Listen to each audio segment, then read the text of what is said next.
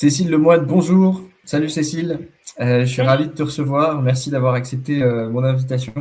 Là, tu reviens tout juste de 4 ans en Terre Sainte. Tu as atterri en France il y a à peine quelques jours. Donc, c'est encore tout frais. Et là, ça va être l'occasion, autour de cette discussion, de un peu faire le bilan de ces 4 ans, que tu nous racontes toutes les expériences que tu as pu avoir là-bas. Donc, on va parler de l'ambiance globale en Terre Sainte, comment ça se passe à Jérusalem. Notamment, on va revenir sur les événements forts qui se sont passés pendant que tu étais là-bas, et puis essayer de prendre un petit peu du recul sur la situation en Terre Sainte. Avant de rentrer dans le vif du sujet, ce que je te propose, c'est que tu puisses te présenter rapidement, revenir sur ton parcours, nous dire un peu qui tu es. Bonjour à tous. Merci beaucoup Vincent. C'est très sympa d'être avec toi et de pouvoir partager tout ça aujourd'hui. Alors, je m'appelle Cécile, j'ai 29 ans. J'ai été pendant 2 ans et demi la correspondante du journal La Croix et du journal Le Soir à Jérusalem. Et avant ça, j'étais volontaire pour un magazine qui s'appelle Terre Sainte. En fait, je suis arrivée à Jérusalem en 2021 et j'ai enchaîné ces deux expériences.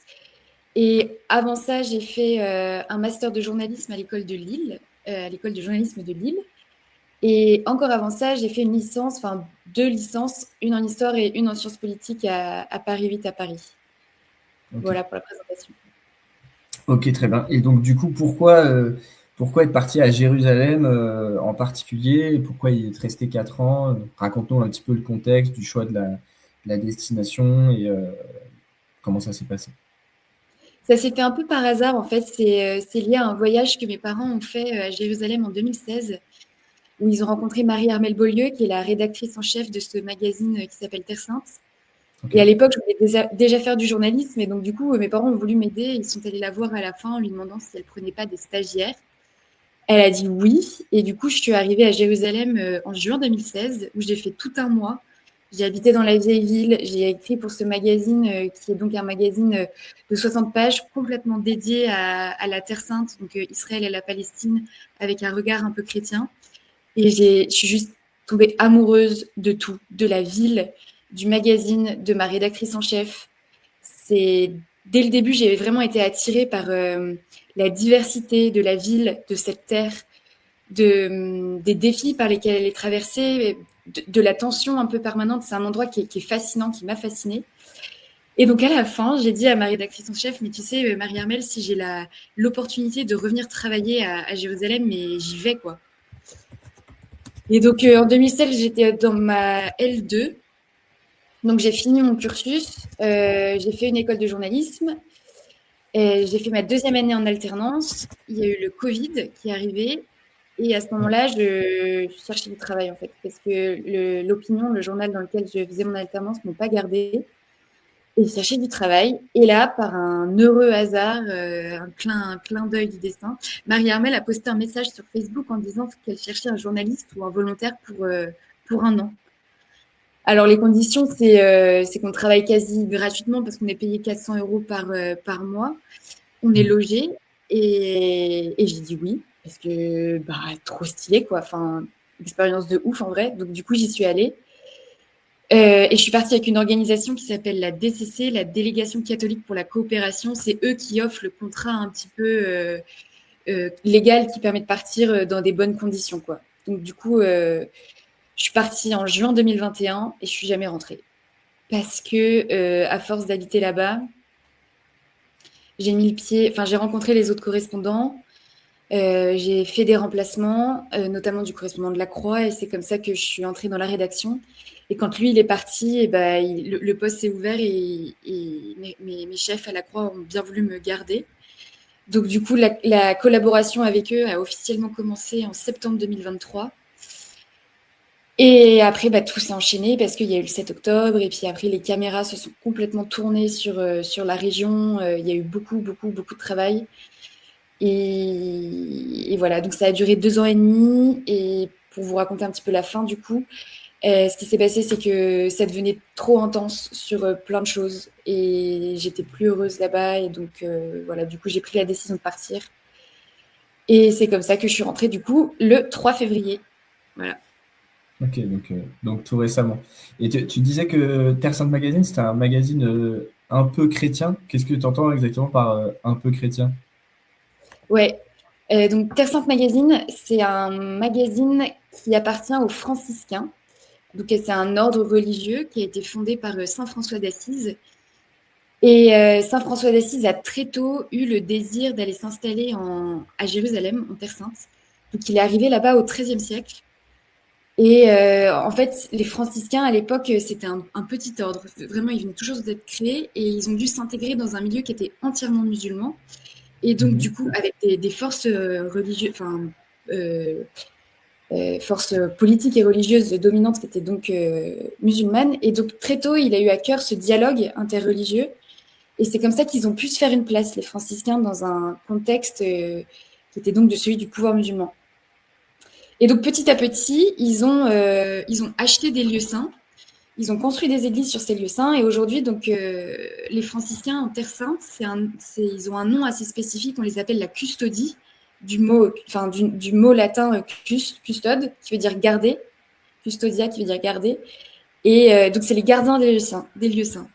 Et à travers cette mission qui est la leur là-bas de garder les lieux saints, donc ils ont les clés du Saint-Sépulcre, ils ont les clés de la basilique de la Nativité, avec d'autres dénominations chrétiennes, mais enfin voilà, ils font partie des gens qui veillent sur les lieux saints.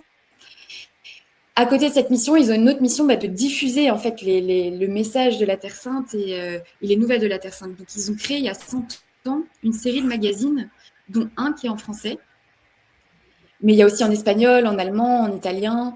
Il y a 7 langues différentes et chaque rédaction est indépendante et la rédaction française est la seule qui est basée à Jérusalem.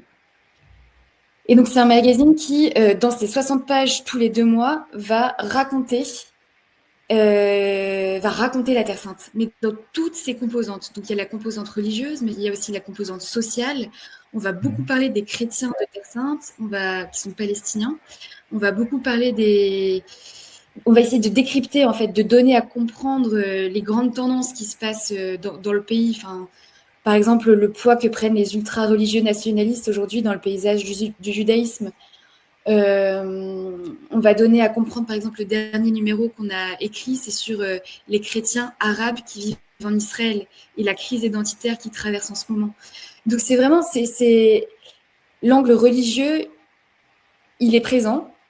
Et en même temps, c'est aussi une manière d'approcher les choses. On va être très tourné vers l'humain, on va être très tourné sur la dimension de donner la parole à tout le monde.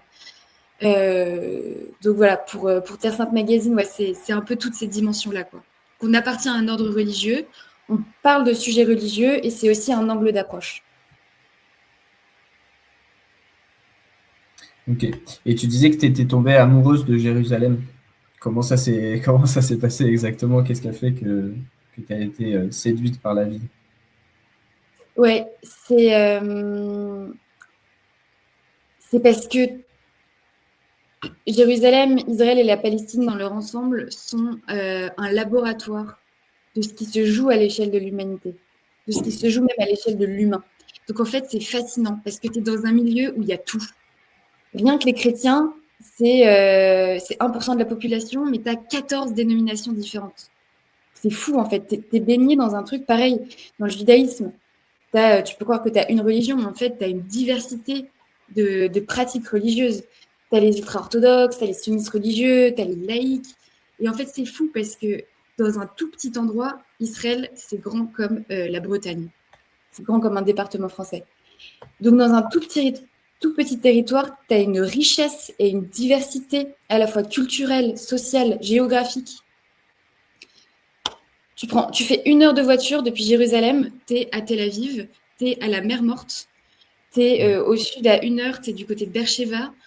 Quand tu montes vers le nord, tu es à Ramallah. Enfin, en fait, c'est ouf parce que c'est très, très condensé comme lieu. Et du coup, tu es aussi dans ce microcosme de ce qu'est la société humaine, de ce qu'elle a de plus beau et de ce qu'elle a de plus moche aussi. Et ça, en tant que journaliste, mais je pense que c'est aussi ma nature un peu plus profonde en tant qu'être curieux, ça m'a fasciné. Mais je me suis dit, mais c'est ouf, il y a tout à portée de main, à portée de loupe, que je vais pouvoir tout creuser comme sujet. Et c'est fascinant, en fait. C'est vraiment ça, ça m'a fascinée. C'est un lieu qui est traversé par l'histoire, qui est traversé par plein de choses. Et puis, ouais, c'est beau. Alors aujourd'hui, je dirais plus que c'est une love-hate relationship. Genre, j'aime beaucoup, mais en même temps, avec le temps, on apprend à voir et à être plus critique. Et parfois, je déteste aussi Jérusalem, quoi. Il y a vraiment ces deux, ces deux émotions sur le même pied parfois. Ouais, du coup, ce que tu as aimé, c'est la complexité, le foisonnement de culture qu'il y a là-bas, si je comprends bien. Ouais, ouais, c'est ça. C'est le. Et qu'est-ce que tu as moins aimé, du coup? Et je pense que c'était plus lié au travail. C'est un endroit qui attire tous les regards tout le temps. C'est un endroit qui est pas neutre. Tout est politique, tout est religieux. Donc il y a beaucoup de pression, notamment dans le travail, sur comment on va écrire, sur quel sujet on va traiter, sur notre positionnement. Euh, c'est un endroit qui veut jamais aller mieux aussi. Tu vois, il y a ce côté. Il y a tellement de forces extérieures qui agissent sur le pays en permanence et sur les peuples que plus personne n'est vraiment en possession de son destin. Il y a vraiment un côté où les gens qui vivent sur place, ils disent tous qu'ils veulent la paix, mais en fait, ça va au-delà d'eux aujourd'hui. Enfin, toutes les décisions qui sont prises relatives à la résolution du conflit, elles viennent Mhm. pas des gens d'eux-mêmes, elles viennent des forces américaines, en lien avec les politiques israéliennes. Donc, il y a beaucoup de. C'est très frustrant au quotidien d'habiter dans un pays où il y a autant de racisme, où il y a autant d'injustice, où il y a autant de non-volonté de résolution des choses et de victimisation de part et d'autre. Et quand on est journaliste, on est pris dans ce cercle-là parce qu'il faut qu'on les raconte, en fait, ces Ouais. dynamiques. Et, euh, et par-dessus ça, donc il y a vraiment cet effet loupe où on a l'impression que le conflit israélo-palestinien, c'est l'alpha et l'oméga des conflits du monde, qu'il n'y a que ça. Et donc, il y a de temps en temps, on se dit, mais est-ce qu'on zoome pas trop, en fait? Est-ce qu'on n'en parle pas trop de cet endroit? Est-ce qu'on n'en fait pas des caisses tout le temps?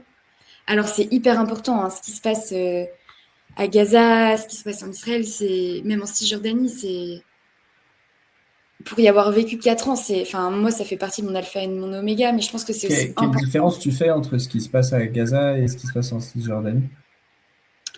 Ah bah c'est pas.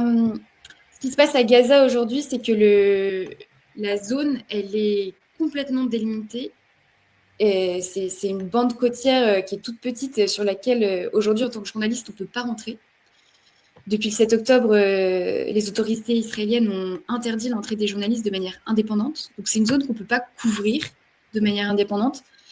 C'est une zone qui est surcouverte par les réseaux sociaux. Enfin, aujourd'hui, à Gaza, tout le monde est un petit peu journaliste parce que, en fait, tout le monde est témoin de sa propre souffrance, de son propre massacre. Donc, du coup, tu es inondé d'informations et de vidéos et d'images.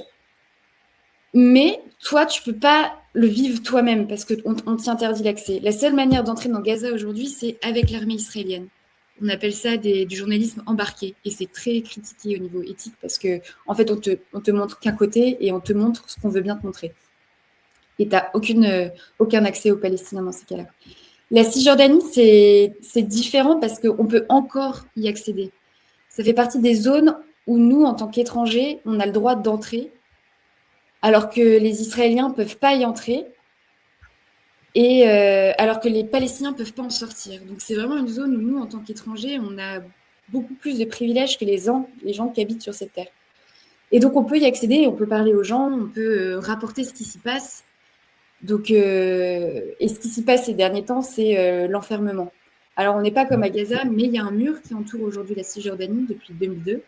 Et surtout, depuis le 7 octobre, les autorités israéliennes ont mis en place un système de portes qui bloquent des routes. Donc, toutes les routes palestiniennes qui arrivent sur des grandes routes qui desservent notamment les colonies israéliennes, toutes ces petites routes-là, elles sont bloquées aujourd'hui par des portes. Et ça peut te prendre des heures quand tu es palestinien d'aller d'une ville à une autre parce que ta route principale, elle est bloquée et donc il faut que tu fasses un détour. Donc ça, c'est pour l'enfermement. Mais en même temps, on a quand même une liberté de travailler là-bas, même s'il y a eu des cas de problèmes, notamment avec l'armée israélienne, qui n'aime pas trop quand les journalistes traînent dans certaines zones. Et donc, Tu penses on à ne s'est quel pas arrêté problème? de se fait détenir. Comment? Tu penses à quel problème qui a pu y avoir? Moi, ce qui m'est arrivé, c'est que quand je couvrais les évictions, donc en fait, dans le sud de la Cisjordanie, il y a des zones, enfin, dans le sud et dans la vallée du Jourdain aussi, donc plus à l'est, il y a des zones qui sont peuplées par des communautés palestiniennes qu'on appelle pastorales, c'est-à-dire elles vivent de leurs troupeaux et d'un petit peu d'agriculture. Et donc, ces Ouais. communautés-là, elles sont très sensibles parce qu'elles vivent de pas grand-chose. Et en fait, depuis le 7 octobre, elles se font expulser par les colons israéliens qui viennent récupérer la terre. C'est des zones qui sont très stratégiques. Et donc, moi, j'ai couvert ces expulsions forcées de Palestiniens. Et il y a souvent l'armée dans ces zones-là. Et en fait, ce qui se passe, c'est que ils viennent, ils nous arrêtent. Enfin, ils nous arrêtent pas, mais ils nous détiennent. Donc, ils prennent nos papiers. Et ils nous disent, OK, vous restez là. Et ça peut durer 1 heure et demie. Enfin, c'est vraiment à leur discrétion. Et ils finissent par nous relâcher, mais il faut juste qu'on parte de la zone, en fait. Donc, c'est une manière pour eux d'arrêter la couverture journalistique d'un moment qui est critique, parce qu'en fait, toutes ces zones-là, si aujourd'hui elles sont vidées, c'est Israël qui les prend, et tout ça, ça empêche à terme la création d'un État palestinien. Ok. Donc, c'est des Bah, choses si qui... ça te va, on reviendra juste après sur le fait d'être journaliste sur place et comment est-ce que tu as vécu l'influence de la situation là-bas et de la politique sur ta manière d'être journaliste. Mais avant ça, je voulais juste qu'on prenne un petit peu de recul et qu'on prenne aussi un peu les bases du décor sur place. On parle de Terre Sainte. Est-ce que tu peux nous faire un rapide rappel historique? Terre Sainte, sainte pourquoi et sainte pour qui exactement? Ouais. Le terme Terre Sainte, je pense que c'est un mot qui s'est un peu dévoyé. Je pense qu'on l'utilise beaucoup dans un milieu catholique chrétien. Euh, les juifs et les musulmans n'en parlent pas forcément comme d'une terre sainte. Enfin, en tout cas, c'est pas l'adjectif qu'ils vont utiliser. Les juifs, ils parlent de Eretz Israël, donc la terre d'Israël. Et les musulmans, ils en parlent juste comme de leur terre à eux. Ils disent Ard, Ardna, notre terre. Donc chacun a vraiment sa manière de s'approprier cette terre. Donc je pense que c'est vraiment un mot chrétien qui est devenu un peu neutre et en même temps qui a vraiment un prisme chrétien. Pour le rappel historique, donc elle est sainte ouais, pour les 3 religions monothéistes qui ont tout un lien avec cette terre, parce que donc, le judaïsme, le peuple hébreu est né sur cette terre. Le christianisme est né du judaïsme avec Jésus, qui est né à Bethléem, qui a vécu en Galilée, qui est mort à Jérusalem.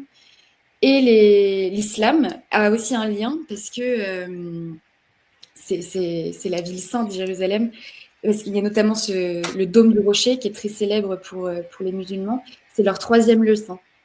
Donc, toutes les religions monothéistes ont un lien avec cette terre. Et c'est aussi pour ça que tout le monde se la dispute depuis des millénaires. Enfin, vraiment, c'est une terre qui n'a jamais connu la paix. C'est une terre qui a été sous domination, de grosses dominations pendant de longues années. Il y a eu tous les califats musulmans. Il y a eu les Ottomans, il y a eu les Britanniques, et puis ensuite, avant la création de l'État d'Israël. Et l'Empire romain à Et l'époque. l'Empire romain, évidemment, avant les Ottomans, enfin, bien avant. Ok. Et comment est-ce qu'on passe de la situation de l'Empire ottoman à la situation actuelle avec un État juif, la bande de Gaza, etc. Et je te propose qu'on mette la carte, si tu veux. Yes.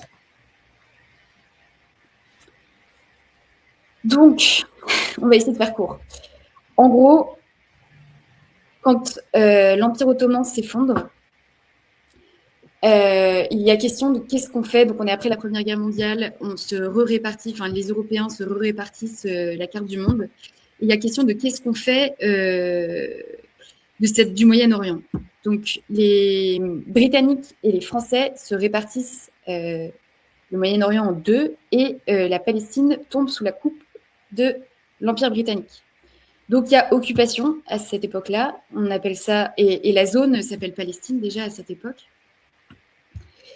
Et en même temps, il y a le sionisme qui se développe depuis l'Europe et ce désir de retourner à Sion, donc à Jérusalem, qui se développe dans un contexte de montée des nationalismes. Donc, il faut un État pour une nation. Et le sionisme, proche des Britanniques, décide de dire, de demander l'aide des Britanniques. Et en 1916-17, c'est la déclaration de Balfour, les Britanniques promettent aux Juifs un État en Palestine. Donc ça, c'est un des premiers grands repères en termes de date. Ensuite, il y a les grandes révoltes arabes. Il y a déjà une petite migration juive qui arrive en Palestine. Donc, il y a déjà des Juifs qui habitaient, des Juifs locaux. Mais il y a toute une migration qui arrive d'Europe à cette époque-là et qui s'installe et qui commence à coloniser la terre. En tout cas, c'est comme ça que c'est perçu par les Arabes, donc qui sont le peuple indigène qui habite là-bas à l'époque. Et donc, il y a une révolte qui a lieu en 1936, une révolte qui part des paysans et qui, en fait, rejette cet accaparement des terres par les Juifs qui est validé par l'Empire britannique. De là naît une commission qui s'appelle la commission Peel et qui décide de partager la terre en deux. Il ne va pas y avoir un État pour les Palestiniens et un État... Enfin, il ne va pas y avoir un État pour tout le monde, il va y avoir un État pour les Arabes et un État pour les Juifs. Donc, dès 1930, les bases de la partition du pays sont déjà posées. Ensuite, Deuxième Guerre mondiale, la Shoah, le massacre et le génocide qu'on connaît, qui pousse, en fait, qui accélère cette décision de créer un État israélien pour les Juifs et qui accélère le plan de partage, donc, qui est voté par l'ONU en 1948. De là, il y a les guerres, la première guerre israélo-arabe, qui arrive du coup, donc là dans la carte, on en est à... donc le plan de partage de l'ONU, c'est la deuxième carte. Donc avec vraiment une idée de répartir au maximum les terres. C'est-à-dire que les Palestiniens, les Arabes auraient des terres sur la mer et vraiment aussi tout ce qui concerne les sources. On essaye de répartir les ressources de manière équitable entre les deux. Les guerres font que, dès le départ, l'armée israélienne est plus forte que les armées arabes. Et donc, le pays les terres attribuées aux Arabes se rétrécissent et aux Palestiniens se rétrécissent petit à petit. Donc, on arrive entre 1949 et 1967, qui est cette guerre qu'on appelle la guerre des 6 jours, qui est une victoire, mais monumentale pour les Israéliens, et qui arrive à ce qu'on appelle l'annexion.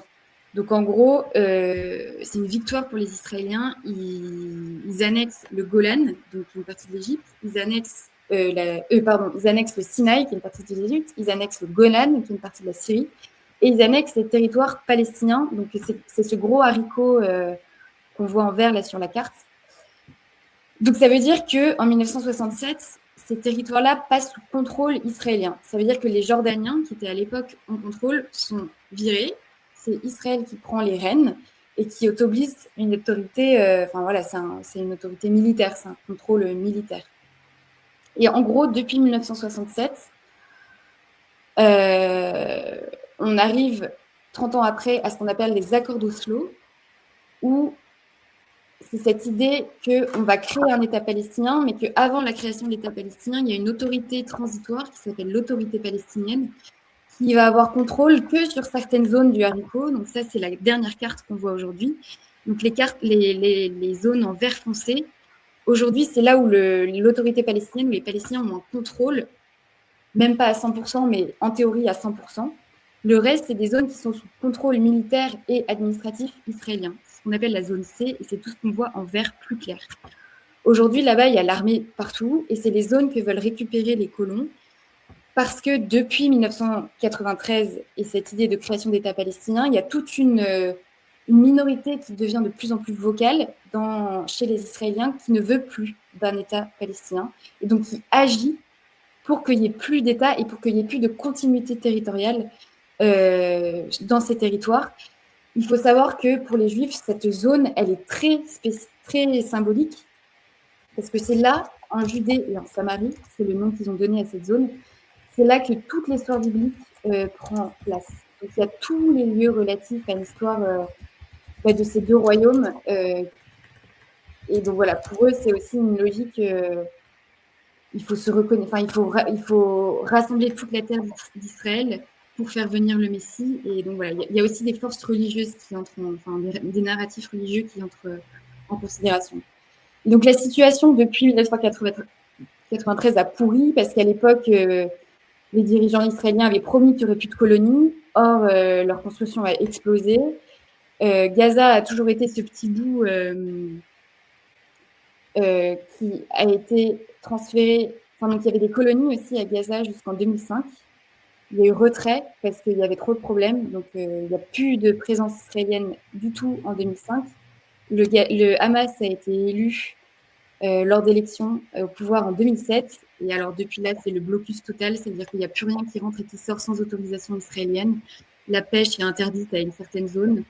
Donc il y a cette espèce de carcan qui s'est mis autour de Gaza et un carcan progressif qui s'est mis autour de la Cisjordanie. Et c'est arrivé au 7 octobre. Cette explosion, en fait, liée à des années de pression et d'oppression, finalement. Ok.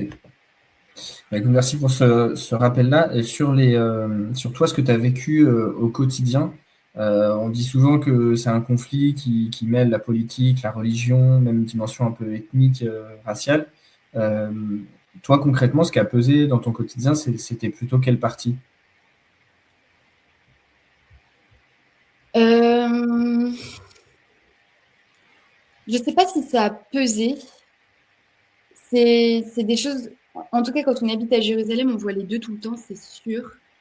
Et surtout, en fait, je pense qu'on a une lecture qui peut être très occidentale au Moyen-Orient, en Israël en particulier et en Palestine. Le religieux et la politique sont entremêlés tout le temps parce que ils n'ont jamais fait la séparation. Nous, on est devenus laïcs. Chez eux, c'est impossible d'être athée. Enfin, c'est un concept qu'ils ne comprennent pas. Donc, forcément, le religieux et la politique sont mêlés tout le temps.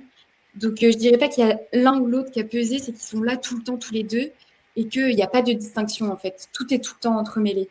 Enfin, tu vois, comme je t'expliquais, le narratif israélien aujourd'hui, il est très sur il faut qu'on récupère Eretz Israël, il faut qu'on colonise la terre promise parce que c'est un commandement biblique. Donc aujourd'hui, c'est un discours qui alimente beaucoup et qui nourrit la pensée politique et qui la radicalise aussi forcément, enfin, en tout cas d'un point de vue occidental. Et donc on arrive sur des concepts qui sont très présents. Et c'est pareil. Côté musulman, je pense qu'on a été trop loin. Enfin, je pense que on a été trop loin quand il y a eu des comparaisons entre le Hamas et Daesh. Ça a été trop loin parce que c'est pas du tout ça ce qui a nourri le mouvement de 7 octobre et le Hamas. C'est pas un islamisme invertébré. Oui, ils sont fondamentalistes, mais c'est pas ça. C'était la lutte contre l'oppression et un certain antisémitisme à l'encontre d'Israël, je pense. C'était pas une volonté de faire de la Palestine un califat musulman, ça n'a jamais été ça. La Palestine a plutôt toujours été traversée par des courants très modérés. En fait, c'est une terre qui a vu passer tellement de monde que ça a toujours été très mélangé et il y a toujours eu cette acceptation de l'autre. Et en fait, il y a eu une radicalisation, si on peut parler de radicalisation, parce qu'il y a eu oppression et parce qu'il y a eu étouffement, en fait. Ok, tu dirais pas que, comme beaucoup défendent cette position-là, que le Hamas a quand même une dimension idéologique et un projet en fait qui dépasse simplement la lutte contre l'oppression? Si, il y a une dimension territoriale. Ils veulent récupérer le territoire, la Palestine. Et si, évidemment que ça joue. Mais la motivation première, c'était pas comme Daesh, c'était pas les mêmes intentions. Ils veulent pas raser les mécréants, tu vois. Enfin, et ils ont fait évoluer leur charte. Le vocabulaire qu'ils utilisaient au début, aujourd'hui, a Et été. toi, qu'est-ce qui t'a amené à conclure ça? T'as pu échanger avec des personnes du Hamas ou des personnes qui en sont proches? Qu'est-ce qui te fait dire ça aujourd'hui? Quand tu lis leurs textes aujourd'hui, ils sont dans une démarche de pacification. Ils sont dans une démarche où ils ont les premiers textes du Hamas sont très antisémites. Il y a cette volonté d'éradiquer Israël. Ça a été marqué noir sur blanc.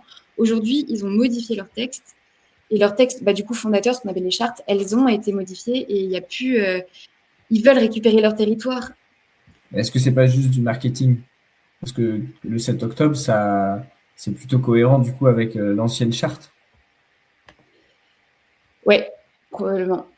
Je ne suis pas assez renseignée, je pense, sur ces sujets-là pour te faire une réponse qui a du sens et qui soit complète. Ok. Et toi, comment sur la situation à Jérusalem, comment est-ce que tu as... Parce que si je ne me trompe pas, à Jérusalem, il y a une espèce de statu quo. En tout cas, il n'y a pas vraiment de chef ou de domination. Euh, Comment ça s'est traduit concrètement là-bas, la cohabitation et comment fonctionne le statu quo? Alors, il n'y a pas vraiment de statu quo à Jérusalem parce que donc, la ville, elle a été... Tiens, je vais te mettre une autre carte. Donc, Jérusalem a été annexée. C'est une ville qui a toujours été divisée en deux. Jérusalem-Est, que vous voyez en vert, et Jérusalem-Ouest, que vous voyez en bleu. Et donc, il y a toujours eu une division de la ville parce que dans l'idée de l'ONU, à l'époque, il fallait qu'elle soit sous contrôle international et on réglerait son statut de capitale parce que les Palestiniens la veulent comme capitale, les Israéliens la veulent comme capitale. Donc, on s'est toujours dit qu'on réglerait le problème plus tard. Donc, elle a été divisée en deux avec la vieille ville que vous voyez en orange du côté est, du côté palestinien. En 1967, ce qui s'est passé, c'est que les Israéliens ont conquis la ville et donc l'ont réunifiée. Jérusalem-Est et Jérusalem-Est sont devenus font partie de la même municipalité, qui est la municipalité de Jérusalem, qui est israélienne, où les habitants palestiniens de la ville boycottent les élections, donc, parce qu'ils ne reconnaissent pas ce pouvoir-là. Bref, c'est une ville qui est gérée par les Israéliens. Dans les faits, il n'y a plus de... La frontière que vous voyez là en gris, elle est plus... Il n'y a pas de démarcation aujourd'hui. On passe de Jérusalem-Est et Jérusalem-Ouest très facilement. Dans l'espace de 10 mètres, on passe d'un monde à l'autre, mais c'est pas marqué physiquement. C'est juste, tu sens l'ambiance qui est plus occidentalisée côté ouest et qui est plus moyen-orientale côté est. Donc, le statu quo, il n'y en a pas vraiment dans le sens où, voilà, juste la réalité, elle est israélienne. Il y a un statu quo sur l'esplanade des mosquées, parce que donc c'est le lieu saint, c'est un lieu qui est saint pour les musulmans et pour les juifs, et on parle de statu quo à cet endroit-là, lié à cette guerre de 1967 où l'autorité jordanienne qui gère l'esplanade des mosquées, en accord avec Israël, a décidé à l'époque que la prière sur l'esplanade des mosquées ne serait que musulmane. Alors que le lieu est saint aussi pour les Juifs. Les Juifs, ils prient au mur des Lamentations, qui est un contrefort de cette esplanade, où avant, il y avait le mont du Temple, le temple. Okay. Le temple juif qui a été détruit. Aujourd'hui, c'est un lieu saint musulman. Et donc, il y a toujours eu la prière juive est donc limitée au mur des Lamentations, mais pareil, depuis 10 ans à peu près, il y a des Juifs qui militent pour aller prier sur le mont du Temple. Donc, remise en question de ce statu quo-là. Mais la ville de Jérusalem n'est pas gérée par un statu quo, elle est gérée par Israël et la municipalité israélienne. Ok, et du coup, toi, j'imagine que peut-être que tu es allé visiter du coup le mur des Lamentations, l'esplanade des mosquées et tout ça. Comment ça se passe quand il va il y a des checkpoints, des grilles, des murs, je ne sais pas, comment ça se passe exactement? Alors, l'esplanade, le mur des Lamentations, on y arrive, il n'y a pas de checkpoint, mais il y a des portiques de sécurité pour vérifier que tu n'entres pas avec une arme. Donc, la zone, elle est vraiment banalisée. En fait, c'est pareil, c'est intéressant cette histoire, c'est que donc il y a une grande explanade aujourd'hui devant le mur des Lamentations. Avant, il y avait un quartier qui s'appelait le quartier des Maghrébins, qui a été rasé en 1967 pour créer cette esplanade. Et il y a un historien très intéressant français qui décrit à ce moment-là, il parle de solution à 2 esplanades. Donc en fait, les Juifs à l'époque évitent de monter sur le mont du Temple et créer un conflit avec les musulmans là-haut. Et ben, ils ont créé cette grande esplanade pour qu'ils puissent prier en bas. Pour monter sur l'esplanade des mosquées quand tu n'es pas musulman, parce que toutes les autres entrées, elles sont réservées aux musulmans. Donc, on le voit bien d'ailleurs sur la carte en orange, là, c'est l'esplanade des mosquées, c'est ce carré, enfin ce rectangle sur l'est, c'est énorme par rapport à la vieille ville. C'est vraiment un espace qui est hyper grand, hyper calme, c'est magnifique. Mais donc, du coup, ça prend une grande place et donc tu peux y entrer par plein de portes différentes quand tu n'es pas musulman.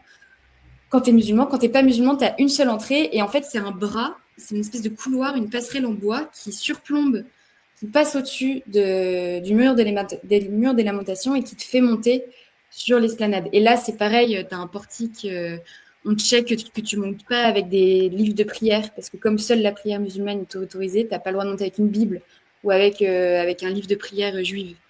Donc, on check un peu et puis ensuite, tu peux y accéder. Sur l'esplanade, il y a beaucoup de présence policière. Justement, c'est en lien avec ce questionnement du statu quo parce que comme il y a de plus en plus de juifs qui montent, bah, faut les protéger et du coup, une grosse présence militaire et policière sur l'esplanade. Ok. On disait tout à l'heure on allait aborder aussi plus ton vécu de journaliste sur place. Est-ce que tu peux nous dire comment ça se passe, comment est-ce que tu t'es senti accueilli, traité, et qu'est-ce que tu as ressenti en tant que journaliste en te déployant et en essayant de travailler sur place? C'est un pays qui est assez fou parce qu'en fait, tout le monde a envie de te parler tout le temps. C'est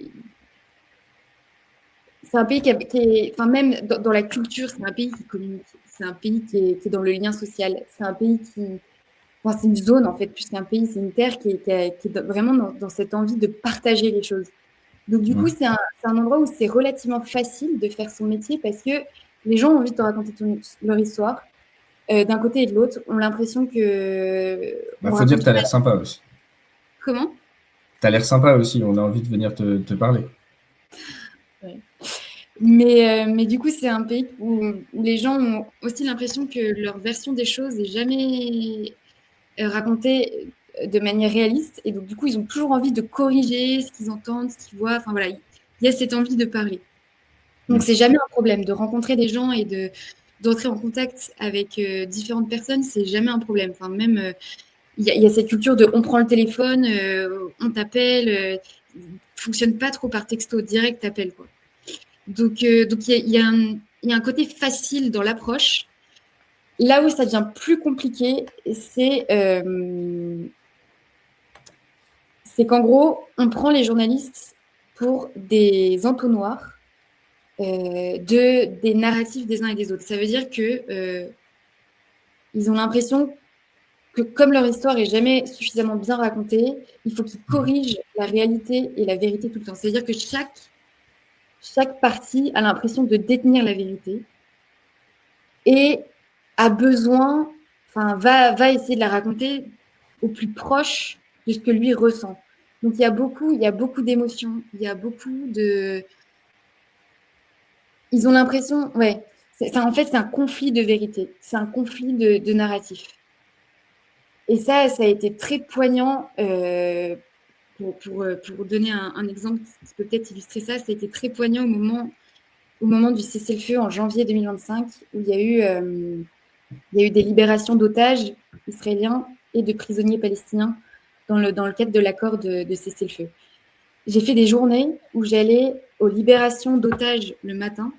Donc ça veut dire que, enfin, j'y assistais pas moi-même, mais elles étaient retransmises. Donc le moment était filmé et le moment était retransmis sur les télés israéliennes et sur une place, en l'occurrence de Tel Aviv, qui s'appelle la place des otages, qui est un écran géant où tout le monde se réunissait et moment de communion collective, on vit cette libération comme si c'était nos propres enfants qui revenaient au pays. Okay.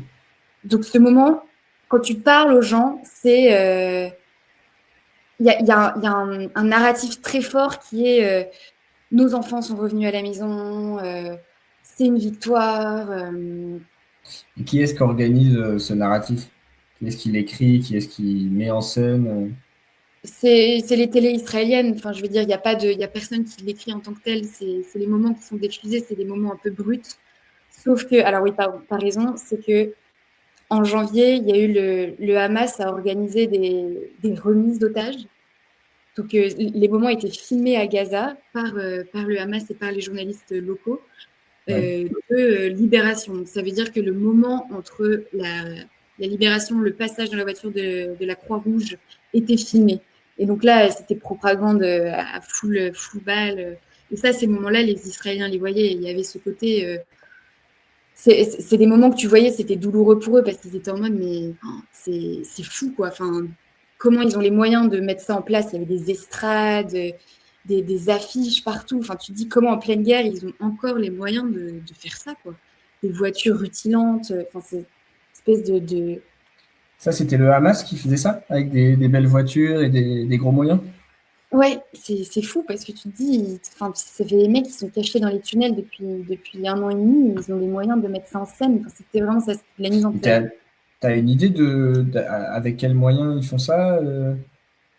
Non, c'est ça où c'est dur de faire notre travail depuis l'extérieur, c'est que ça, c'est une zone de flou total. En plus, quand tu parles pas la langue, quand t'as pas, moi, je suis jamais allée je suis jamais allée à Gaza avant la guerre, donc j'avais aussi pas forcément les contacts à l'intérieur qui permettaient de comprendre tout ça, mais il y a une part de mystère sur ces mises en scène qui sont organisées.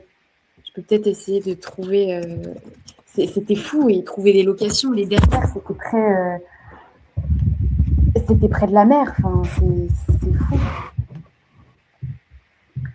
Enfin bon, bref. Du coup, tu es face à ça, à cette mise en scène très organisée. Et tout le monde a les codes, en fait. C'est des gens qui vivent dans les réseaux sociaux, qui ont les codes de la communication côté israélien et côté palestinien. Tout le monde sait très bien faire. Donc, tu vis ça le matin, cette espèce de communion collective autour du retour des otages, ce malaise un petit peu par rapport aux images qui leur ont été montrées.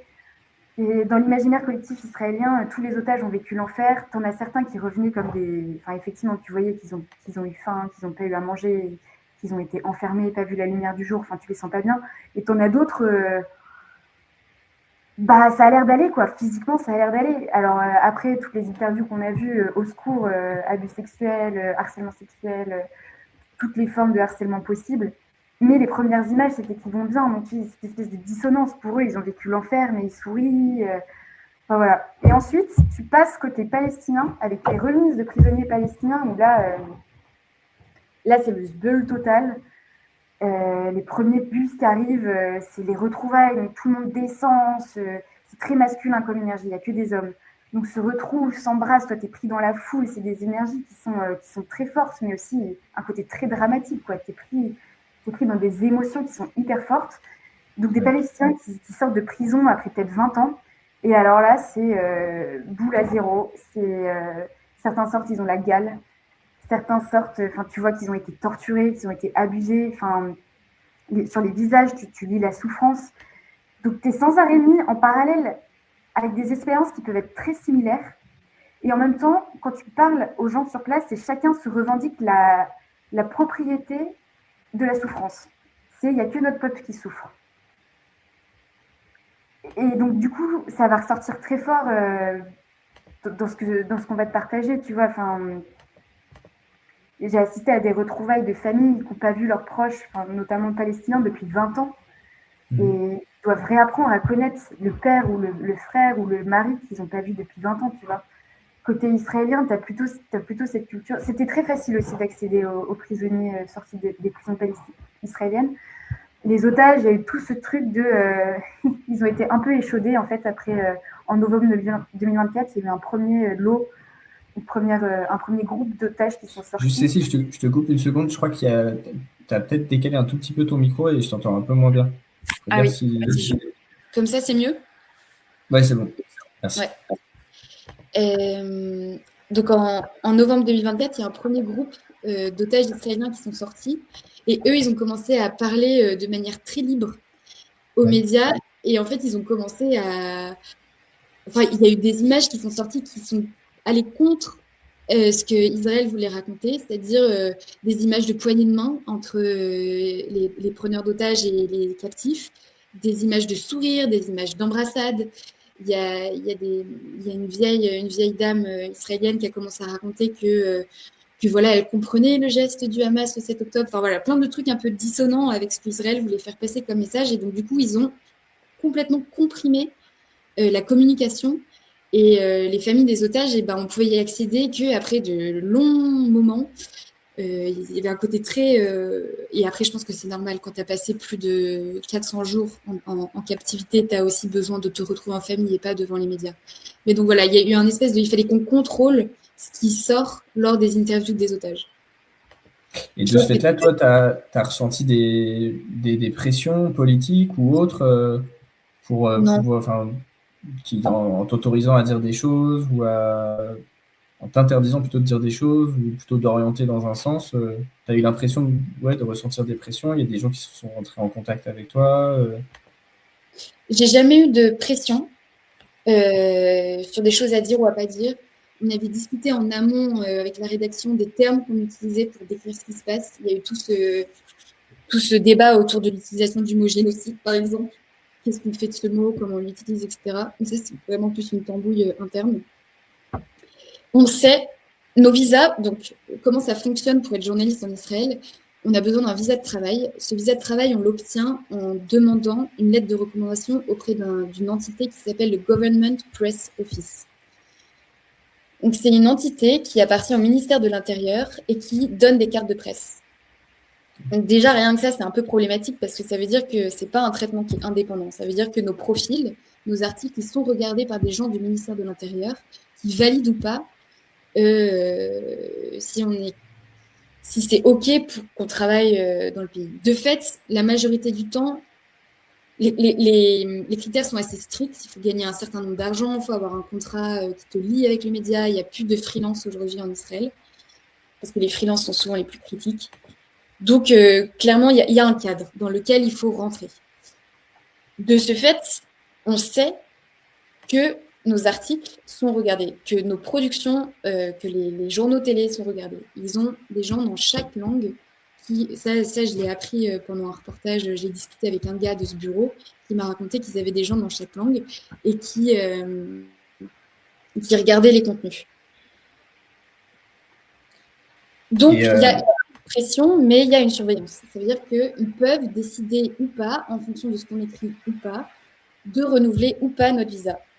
Il y a eu des cas de journalistes français qui se sont fait, où les autorités israéliennes ont décidé de ne pas renouveler les visas, pas à cause explicitement de ce qu'ils avaient écrit, mais à cause de là où ils habitaient.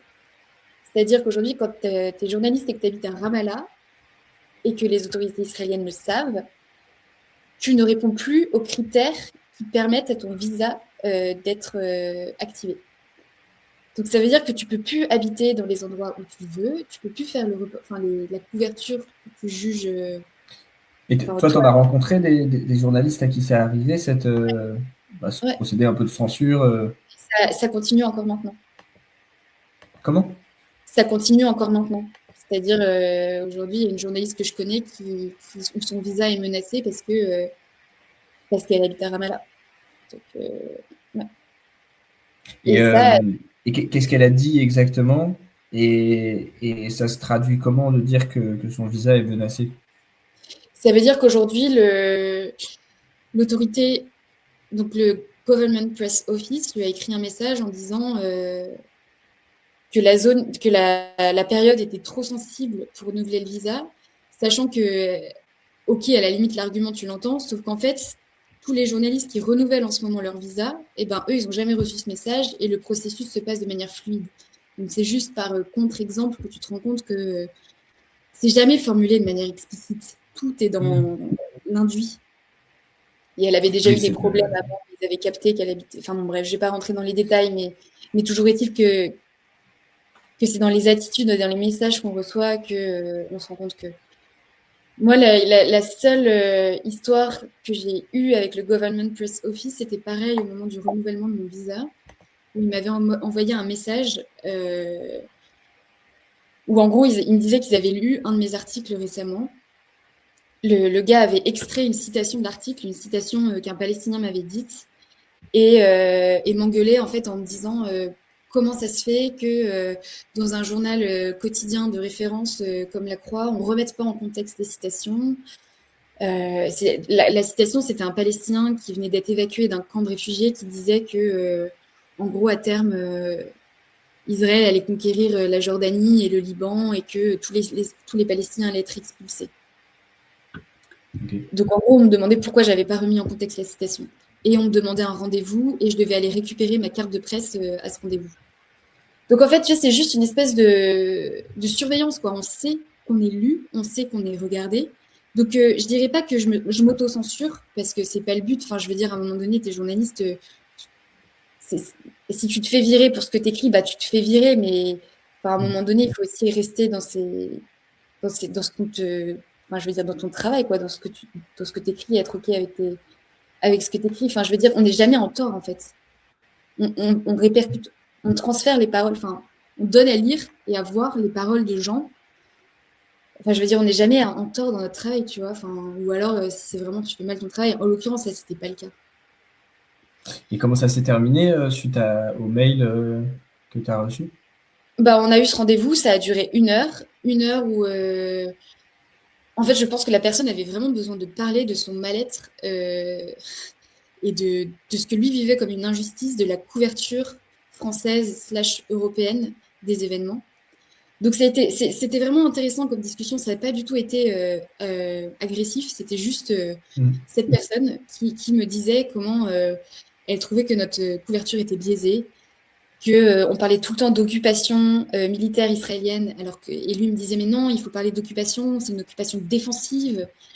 Donc, enfin voilà, c'est un peu deux mondes qui s'affrontent tout le temps. Ça veut dire que tu as le vécu israélien juif qui est hyper fort et qui façonne une manière de voir le conflit qui est tellement différente de comment nous, étrangers, on peut la voir et de comment un Palestinien peut aussi la voir. Donc en fait, je pense que c'est un peu ça l'histoire de la couverture de ce conflit, c'est que tu es face à des narratifs et à des modes de concevoir le monde de manière différente. Lui, il voit ça comme une défense, l'occupation militaire, parce que pour lui, toutes les villes sont des bastions de terroristes.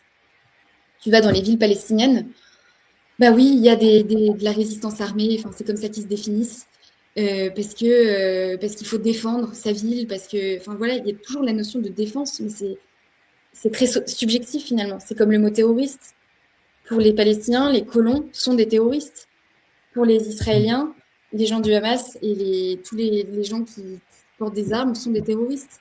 Donc en fait, c'est qu'est-ce que tu fais avec ces notions aussi et comment tu les donnes à comprendre à un public occidental qui a aussi sa propre vision de ce que c'est un terroriste. Donc voilà, c'est des concepts qui sont à manier avec beaucoup de finesse pour pas les déformer et pour pas mentir en fait aussi sur ce qui se passe finalement. Parce que toi, du coup, comment est-ce que tu as géré ça quel mot tu as utilisé? Ouais. Bah, par exemple, moi, j'ai jamais utilisé le mot terroriste. Enfin, je Ouais. veux dire, il y a utiliser et citer. Quand des gens me disent telle personne ou telle organisation est terroriste, je le marque, tu vois, je le mets entre quotes, et ensuite tu redonnes un peu de contexte, expliques, etc. Moi, dans mes mots à moi, j'ai jamais mis le mot terroriste, comme j'ai jamais utilisé le mot génocide, par exemple. Parce que je trouve que c'est des mots qui sont tellement chargés émotionnellement, historiquement. C'est des mots qui sont tellement clivants qu'en fait, alors chacun va avoir une explication différente sur pourquoi il l'utilise ou pas. Et c'est des mots qui sont tellement clivants que je trouve que, tu vois, si aujourd'hui tu lis le mot génocide dans un article, ça va peut-être te dégoûter de lire l'article. Tu vas dire, oh bah cette personne, elle est identifiée à tel courant de pensée, c'est mort, je lis pas son article. Alors que justement, le but, c'est de faire passer les informations, c'est de faire passer l'histoire, c'est de faire passer les témoignages. Et je trouve que utiliser des mots qui clivent, eh ben, c'est contre-productif par rapport à ça. Mais du coup, tu utilisais quel mot? Ben, par exemple, j'utilisais, pour décrire le Hamas, j'utilisais pas le mouvement terroriste, j'utilisais le mot groupe islamiste ou mouvement de résistance armée, ou quand tu trouves des périphrases pour décrire les choses. Alors les ayatollahs te diront qu'il faut nommer les choses par leurs mots, les mots par leurs choses. Ouais, bref. Et j'ai eu ces conversations-là avec des amis israéliens et des amis palestiniens qui étaient outrés que mes amis palestiniens que je n'utilise pas le mot génocide, mes amis israéliens que je n'utilise pas le mot terroriste. Et donc, faut sans arrêt justifier, mais je pense que c'est solide de dire aussi qu'on s'est longtemps, en tout cas dans la couverture du conflit, référé aux termes du droit international. Aujourd'hui, je pense qu'il y a une plus grande acceptation parce qu'il y a eu beaucoup d'études par des ONG internationales, par des corps des Nations Unies qui ont parlé du mot, qui ont dit que ce qui se passait à Gaza, c'était un génocide. Je pense qu'il y a une plus grande souplesse dans l'utilisation de ce mot aujourd'hui, mais moi, je trouve qu'il est encore trop chargé pour que je l'utilise de manière apaisé et que ça soit OK. Et c'est des discussions qu'on a eues en interne avec mes rédactions. Tu vois, avec Le Soir, je me souviens qu'on a eu cette discussion sur l'utilisation du mot terroriste et que justement, pour eux, c'était OK d'utiliser le mot mouvement terroriste parce que c'est un mouvement qui, au fond, utilise la terreur pour ses moyens d'action et que c'était OK de le phraser comme ça. Alors, c'est eux qui m'avaient recorrigé dans mon papier en mettant comme ça.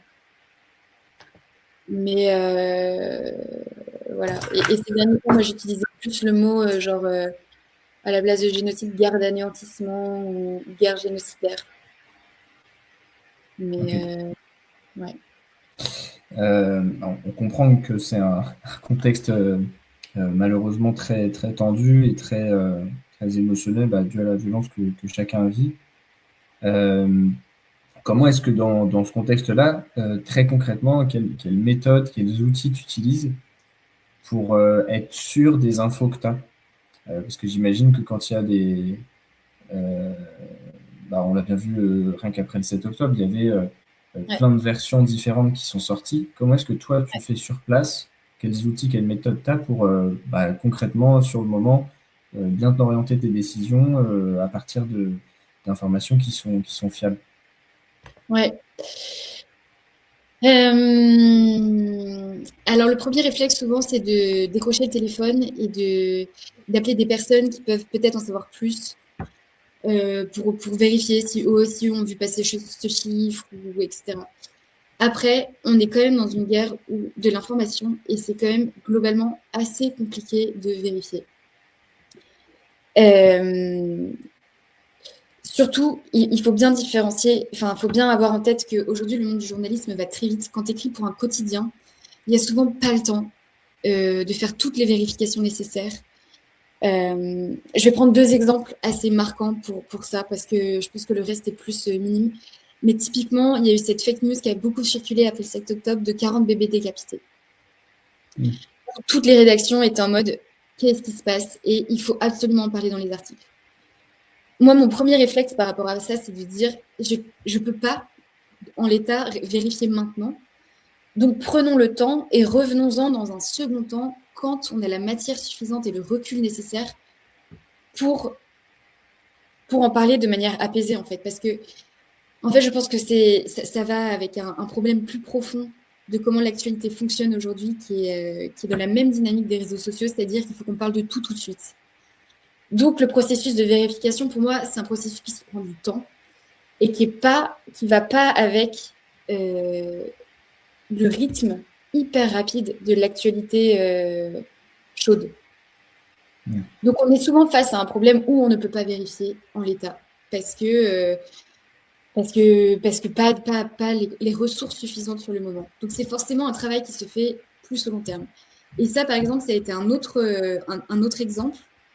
Ça a été les frappes sur l'hôpital Al-Ahli. Alors, je crois que c'était en novembre 2024, où il y a eu tout ce débat autour de d'où venait la roquette. Est-ce que c'était une roquette du djihad islamique qui était tombée trop tôt et qui était donc tombée sur un hôpital et fait, je crois, une 20aine de morts, ou est-ce que c'était une roquette israélienne?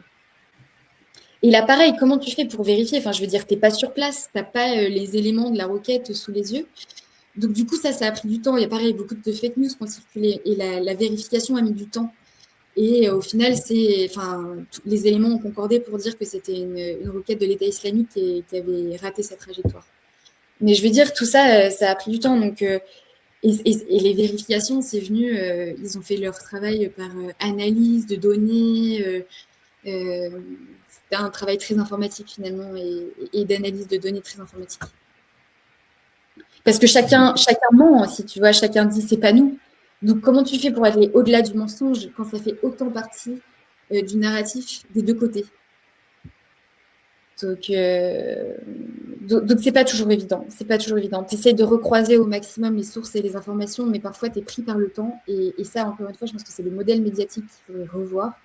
Juste d'essayer d'apporter de la valeur ajoutée et pas juste de la réaction. Et c'est ça que je critique beaucoup dans le mode de fonctionnement des médias aujourd'hui, c'est qu'on est en permanence à courir derrière l'actualité et à chercher des réactions. Sauf qu'elle est où ta valeur ajoutée? Elle est nulle part. Quand tu fais réagir machin ou bidule, c'est nul. La vraie valeur ajoutée, elle prend du temps, mais ça, le modèle économique des médias aujourd'hui ne le permet plus. Donc, ouais, parfois, c'est pas toujours évident de vérifier. Et tu vois, typiquement, le truc des 40 bébés décapités, on me l'a fait écrire dans un article, tu vois. Alors, tu mets les formules autour, tu dis, tu mets du conditionnel, et à la fin, j'étais dégoûtée parce que je me suis dit, bah mince, enfin, moi, j'étais pas sur place, je comprends pas pourquoi cette information, elle est sortie comme ça. Et je l'ai Qui su. est-ce qui te l'a fait écrire? Et c'était ma rédaction. Il m'a dit, il faudrait quand même le placer, c'est important et tout. Donc, bah, je l'ai fait. Et donc toi, tu disais que tu avais utilisé le conditionnel, tu l'avais présenté comme étant une rumeur ou quelque chose de Ouais, non c'est ça. J'ai vérifié. dit, suite à cette visite, parce qu'en fait, cette rumeur, elle est née d'une visite de journalistes au kibbutz Faraza, je crois, qui a été un des kibbutz les plus touchés par les massacres du 7 octobre. Ouais. Et en fait, sous le coup de l'émotion, il y a un journaliste, enfin deux journalistes israéliens, qui ont dit, d'après, alors c'est une visite qui était encadrée par l'armée, mais l'armée était partout et personne ne savait vraiment ce qu'ils racontaient parce que tout le monde était encore sous le choc. Et donc, du coup, il y a quelqu'un qui a dit, d'après un officier, il y aurait 40 bébés décapités. Mais tu vois, il y aurait 40, enfin, d'après un officier, il y aurait. Donc déjà, tu as deux trucs qui disent que c'est pas une information de première main. Et puis ensuite, bah voilà, c'est parti. C'est tellement horrible et c'était tellement, je pense, il y a eu tellement une projection, une focalisation sur ces 40 bébés décapités qui représentent l'horreur. Et, Mm. et tu vois, je pense que l'humain a toujours besoin de calquer ou d'incarner les horreurs sur des choses encore plus horribles. Et ben, c'est typiquement ce qui s'est passé, quoi. Ça a été un rapprochement des massacres du 7 octobre sur cette infamie-là qui était bébé décapité. Et donc, du coup, tu as cette espèce d'appel. L'horreur appelle l'horreur. Et donc, du coup, il y a ce truc très voyeuriste il faut absolument qu'on raconte ça, tu vois. Donc moi, j'ai vu glisser dans une phrase en disant un journaliste présent sur place a rapporté qu'il y aurait 40 BBTT. Je ne sais même plus comment je l'ai formulé, il faudrait que je retrouve. Mais je me souviens avoir été dégoûtée d'avoir dû le mettre parce que. Et Parce à que ton avis,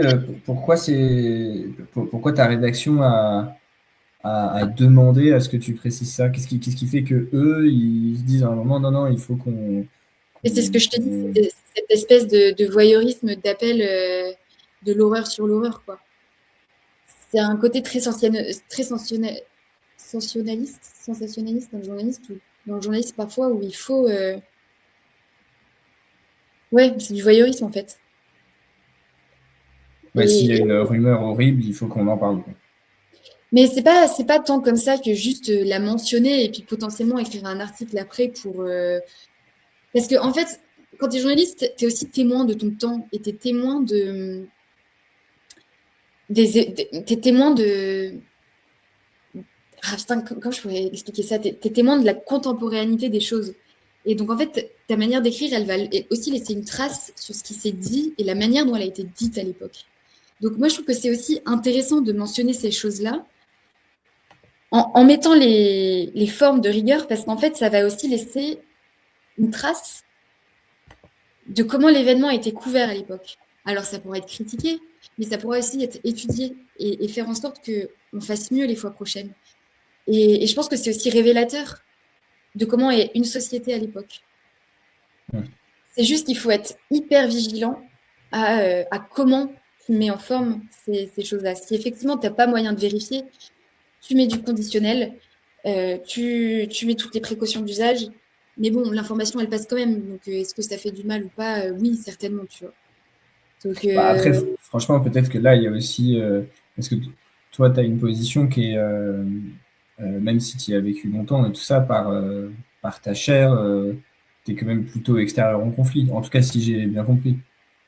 ouais, Peut-être qu'il y a des journalistes qui, en fait, ont une optique beaucoup plus militante et sont embarqués dans un camp juste de par leur appartenance euh, ouais. religieuse, nationale, ethnique, tout ce que tu veux, familiale et tout ça. Et que forcément, eux, ils ont peut-être aucun intérêt à ce qu'il n'y ait pas des fake news qui circulent. Je pense pas que à ce moment-là spécifiquement, et pour en avoir beaucoup parlé avec d'autres journalistes, après, je pense pas qu'il y avait une volonté de faire circuler une fake news. Je pense que vraiment, il y avait ce truc de de l'émotion qui a pris le dessus, l'exagération sur le moment, sauf qu'en fait, l'exagération, quand tu es en live devant une télé, ben ouais, ça fait des Parce que toi, tu étais où exactement le 7 octobre? Le 7 octobre, j'étais à Jérusalem. Et je suis restée à Jérusalem. Je suis Si tu peux nous descendue. resituer un peu par rapport à Jérusalem, où est-ce que c'était le 7 octobre? Et ben, on peut reprendre une des 2 cartes si tu veux, la première carte. C'est bon. Vas-y, on Ouais. dit. Donc, Jérusalem, c'est le petit point que vous voyez là. Et donc, du coup, les événements du 7 octobre, tout s'est passé autour de la bande de Gaza. Donc, le rectangle vert en bas, donc tous les kibboutz qui ont été attaqués, ils sont globalement au nord. Ouais, c'est tout le nord et un peu le long, mais pas trop le sud de la bande de Gaza, non, c'est vraiment la partie un peu creuse. Donc, c'est tous ces kibboutz-là, il y a 28 au total qui ont été attaqués. On n'a pas mis du temps. J'ai compris assez tôt qu'il se passait un truc grave parce que il n'y avait pas de raison qu'on soit réveillé en 7 octobre avec des alarmes.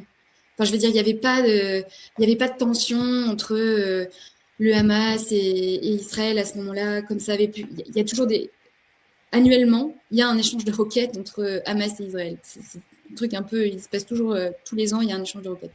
À ce moment-là, il n'y avait pas de tension spécifique qui faisait que tout le pays s'est réveillé sous alarme le matin. Et après avoir checké très vite les réseaux sociaux, j'étais sur un fil WhatsApp alimenté par un journaliste de Gaza qui nous a très vite envoyé des vidéos horribles des militants du Hamas qui se filmaient en fait pendant leur massacre et leur crime. Et très vite, on a vu des vidéos d'une violence assez inouïe arriver à base de... je me souviens avoir été choquée par des vidéos où tu voyais les gars du Hamas marcher sur des corps de soldats des bases militaires autour de Gaza, marcher sur leur tête, marcher sur leur corps. Et tu voyais que ces soldats n'avaient même pas eu le temps de mettre leur gilet pare-balles. Ils étaient quasiment encore en caleçon, en pyjama, quand tout le monde avait été tellement au dépourvu. Donc tu vois ces images-là et tu dis, ok, là il y a un truc qui n'est pas normal. Donc j'ai envoyé, je crois, un message à 7h ou à 8h du matin aux rédactions parisiennes pour leur dire, il y a des roquettes, mais c'est pas normal. Et puis ensuite, toute la journée, ça a été un espèce de... Je suis restée derrière mon ordi toute la journée. Moi, j'ai pas été sur le terrain le 7 parce que c'était trop énorme ce qui se passait. Et on était encore dans une phase de compréhension de l'amplitude du massacre. Et ça a mis des jours avant qu'on sache le décompte précis du nombre de morts, qui était 1200. Au début, on ne comprenait pas du tout l'ampleur, quoi. Je suis allée dans le sud le lendemain. J'étais terrorisée. Vraiment, je suis pas journaliste de guerre, moi, à la base. Tu vois, on sait quand on habite dans le pays et qu'on fait du journalisme qu'un jour, ça peut éclater. Mais jamais tu te dis ça est dans ces proportions-là, quoi. Donc, j'étais terrorisée. Je suis descendue dans la voiture de ma boss, qui me l'a gentiment prêtée ce jour-là. Et un collègue qui avait été la veille m'avait conseillé d'aller dans un hôpital où, en fait, les familles allaient pour un hôpital à Sderot ou à Ashkelon, pour rencontrer des familles qui cherchaient leurs proches. Parce qu'en fait, c'était tellement le chaos, plus personne ne savait qui était où. Et donc, les gens allaient dans les hôpitaux pour voir si leurs proches étaient en vie ou pas, ou blessés, ou morts, etc. Donc, j'y suis allée. Effectivement, des scènes hyper intenses. Et après, je ne sais pas pourquoi, je me suis dit que j'allais prendre la voiture toute seule et aller conduire vers Gaza. Je voulais aller dans un kibboutz qui s'appelle Zikim, qui est vraiment tout au nord, et où j'avais entendu qu'ils étaient en train d'évacuer complètement. Et en fait, C'est à combien de temps de route Gaza de Jérusalem? C'est à 1h30. Ouais. Et donc, du coup, j'ai fait la route depuis Ashkelon jusqu'à Zikim toute seule. Et alors là, je me suis dit, mais qu'est-ce que tu fais, Cécile? Parce qu'on était dans une phase où on n'avait pas du tout les informations sur combien de gens du Hamas étaient encore à l'extérieur, combien de gens du Hamas étaient encore en train de tuer des gens. Donc, en fait, je me suis engagée sur cette grande route où il y avait un shooting qui venait d'avoir lieu, genre un gars du Hamas qui venait de se faire tuer par l'armée israélienne, qui était encore allongé par terre. Il y avait des caméras, il n'y avait pas beaucoup de circulation, donc j'ai continué ma route et je me suis enfoncée vers Zikim. Et là, je me suis vraiment fait peur, en fait, parce qu'il y avait des corps de gars du Hamas qui étaient par terre, enfin, qui venaient d'être tués, ou peut-être le jour d'avant. Il y avait des voitures qui avaient été laissées abandonnées avec les vitres perforées. Enfin, tu sentais qu'il y avait eu des attaques, quoi. Et moi, j'étais toute seule. Il n'y avait pas du tout d'évacuation de kibbutz. Enfin, vraiment, tout le monde était déjà parti, quoi. Donc, à un moment donné, il y a une voiture de l'armée avec des réservistes qui me dépasse et me dit, mais tu fais quoi? J'avais pas de gilet pare-balles, j'avais rien. Enfin, vraiment, toutes les erreurs des débutants, quoi. J'étais toute seule, pareil, tu fais jamais ça normalement. Donc j'ai rebroussé chemin, mais je me suis auto-traumatisée en fait, parce que j'étais pas du tout préparée pour ça. Et je me suis dit, mais plus jamais tu pars toute seule, plus jamais tu pars pas équipée. Enfin, genre, tu es dans une zone où finalement, tu penses maîtriser les infos, mais tu les maîtrises pas.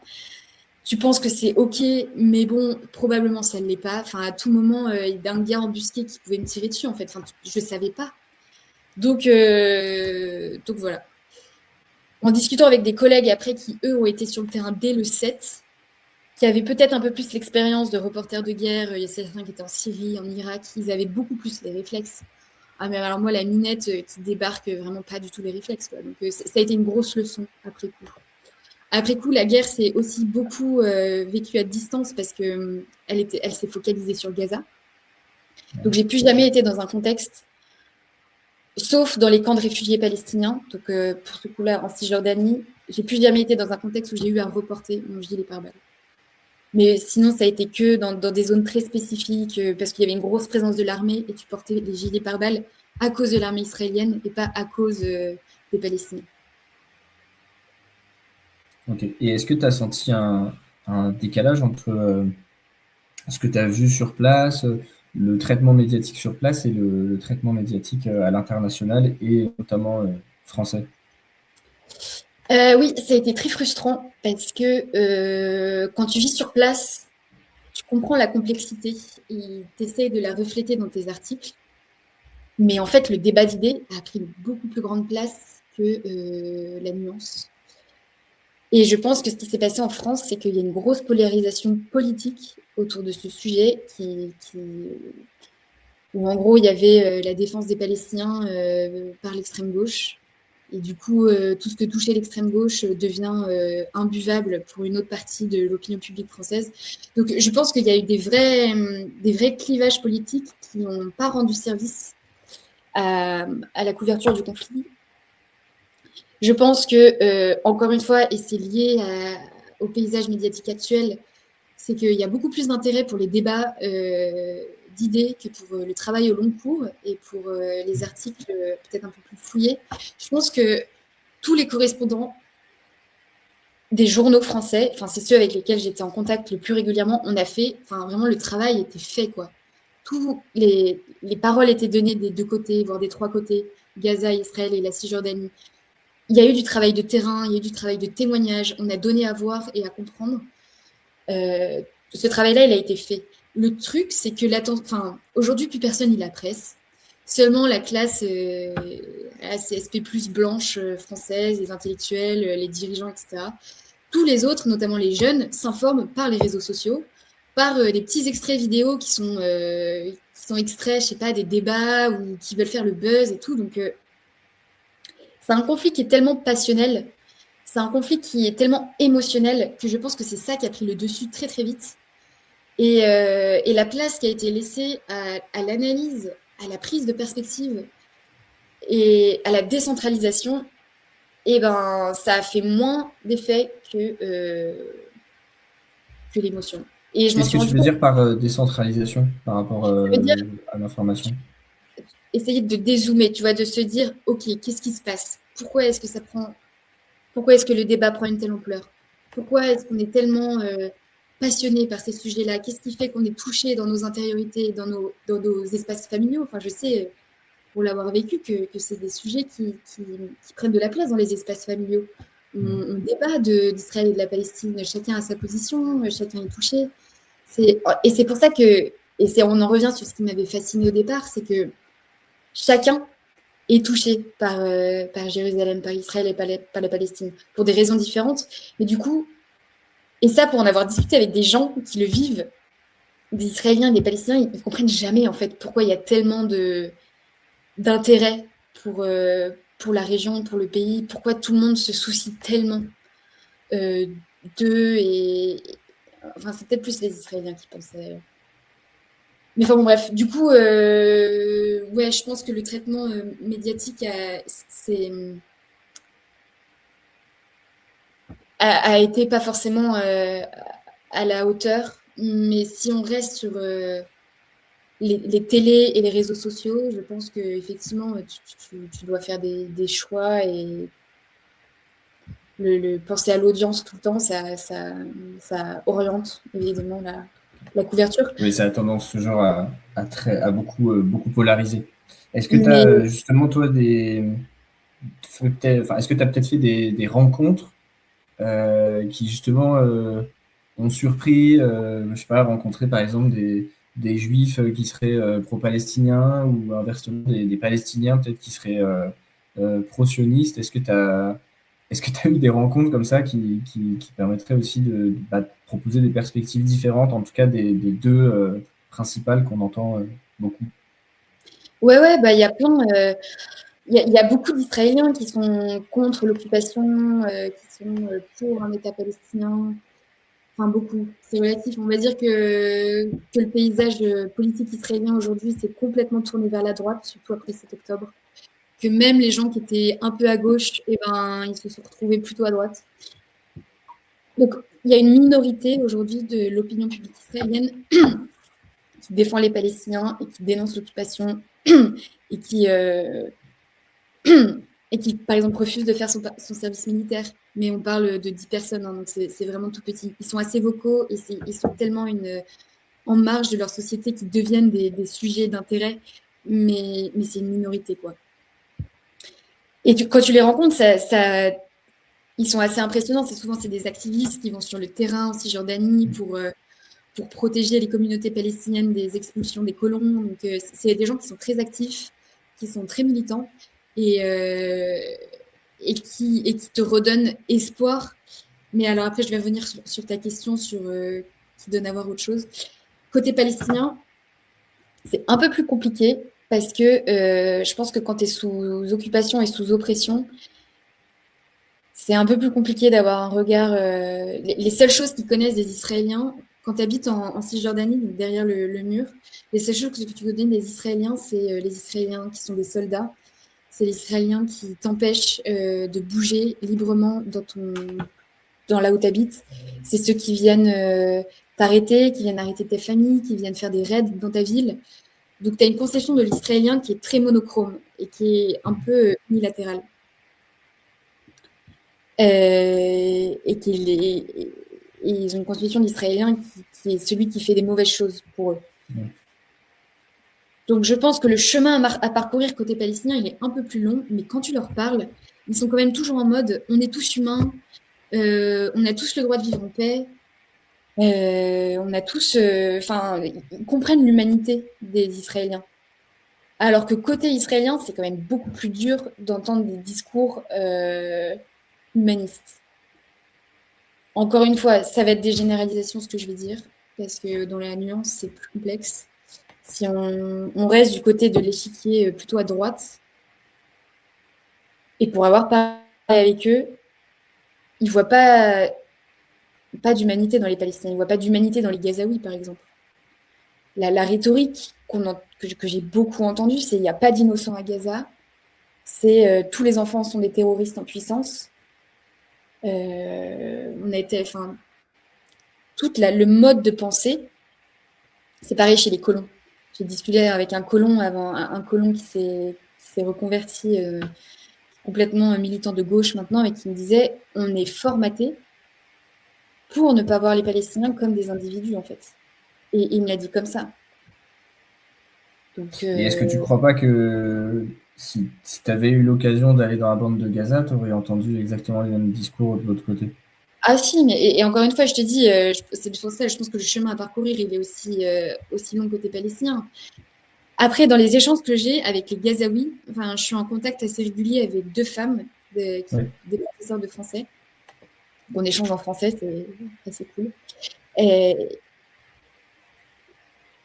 Il y a cette critique du gouvernement israélien, Mais quand on en revient aux Israéliens eux-mêmes, il y a une acceptation que c'est des humains aussi, quoi. Enfin, je sais pas, c'est très diffus, mais tu te rends compte dans la manière dont les messages sont formulés ou dans des petites tournures, ouais, qu'il y a une acceptation que tout le monde n'est pas méchant. Alors que c'est pas forcément vrai côté israélien. Encore une fois, j'ai parlé à plein d'Israéliens qui sont très conscients que les Palestiniens sont des gens, etc. Donc, mais voilà, je pense que dans le ressenti. Okay.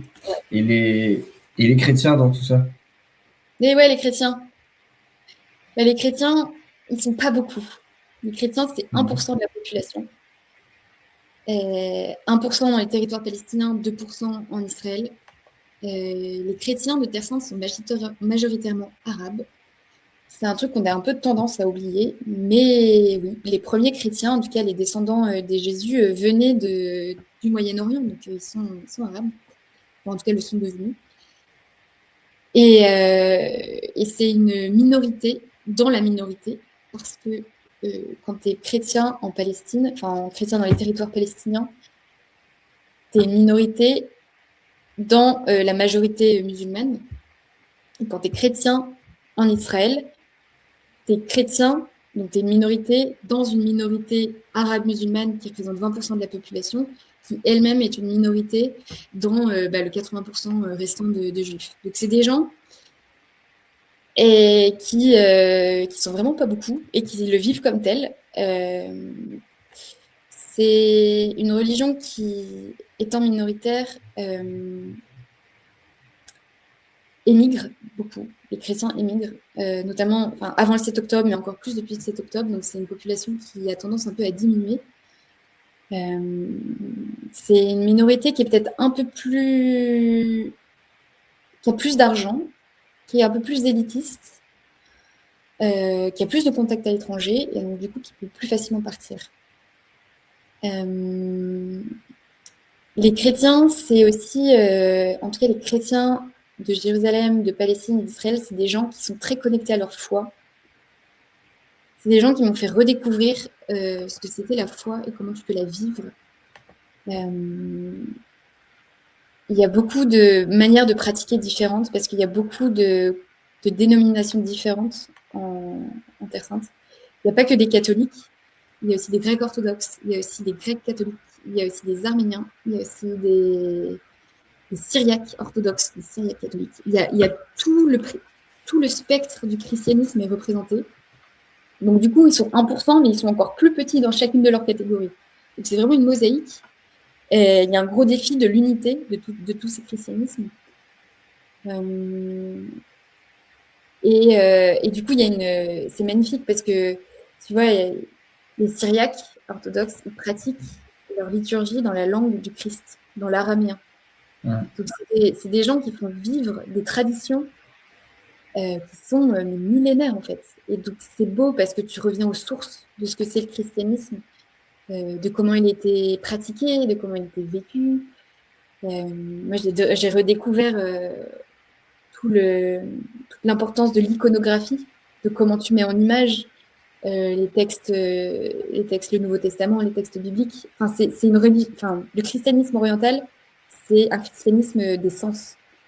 Quand tu vas dans des rites orthodoxes ou byzantins, les gens, ils font que chanter tout le temps. Il n'y a pas un moment de prière, d'introspection, de silence. C'est que des chants, que des prières. Il y a de l'encens partout. Donc, ça a beaucoup d'odorat. L'odorat entre beaucoup en jeu. Tu es entouré de fresques, d'icônes. Donc, ta vue est très sollicitée. Et il y a un rapport au toucher aussi, parce que là-bas, tu touches les icônes, t'embrasses les icônes, t'embrasses les statues, tu touches les statues. Donc, c'est un truc qui est très, très, très incarné et c'est hyper beau, en fait. Enfin, moi, j'ai vraiment été touchée par ce christianisme-là qui est très incarné, okay. Très beau. Et comment est-ce que tu vois les choses évoluer sur la situation, le conflit, dans les 10, 20, 50 prochaines années? C'est difficile à dire parce que je pense que c'est tellement une région qui a appris à vivre au jour le jour que la perspective du futur, c'est quelque chose, ils n'ont pas prise en fait sur le présent, donc c'est très, très dur pour eux d'imaginer un futur. Je pense que ça va beaucoup dépendre de ce qui se passe avec l'administration Trump. Ma conviction à un moment donné, et je pense qu'en fait ça l'est toujours, c'est qu'il n'y aura jamais d'État palestinien. Parce que ça fait des années que le sujet est sur la table et qu'il n'y a jamais rien qui a été fait pour. Qu'entre-temps, la situation s'est tellement détériorée avec la construction de colonies. Il y a quasiment 1 million d'Israéliens qui vivent en Cisjordanie aujourd'hui. C'est comment tu les fais partir, en fait. Ça a tellement été un drame pour eux de quitter Gaza alors qu'ils étaient 8000. Comment tu fais partir 1 million de personnes de terre qui, en plus, ont un sens pour eux, tu vois. Ouais. Donc, ça, plus... Je pense que Gaza va être un laboratoire de ce qui va se passer à long terme. C'est-à-dire, est-ce que les Gazaouis vont être autorisés à partir ou pas? Est-ce qu'on va faire partir les Gazaouis ou pas? Ça va être si eux partent, tout le reste va partir parce que ce qui s'est passé à Gaza va se passer en Cisjordanie à un moment donné. Donc l'avenir, il n'est pas très beau. Enfin, clairement, il est même plutôt noir. Dans le sens où il va vraiment y avoir un peuple entier qui risque de devoir partir, en fait. Pas volontairement, en fait. C'est ça qu'il faut bien réexpliquer. C'est que Israël dit toujours les départs seront volontaires. Mais quand tu as réduit la vie d'une personne à rien du tout, le départ, il ne peut pas être volontaire, en fait. Enfin, quand tu n'as plus d'endroit où revenir, quand ta vie, elle est réduite à juste ton village, c'est d'un côté... c'est imposer, du coup, la décision. Donc, je pense que c'est ça qui se...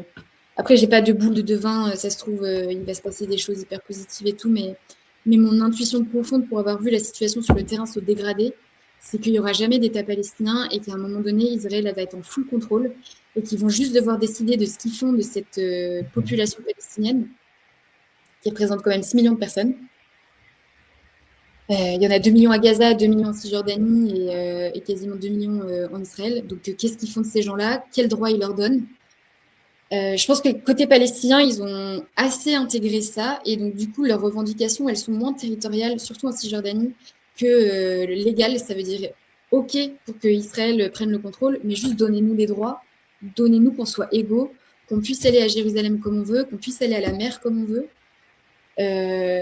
Voilà, il y a un côté, ils l'ont un peu intégré, cette perspective-là.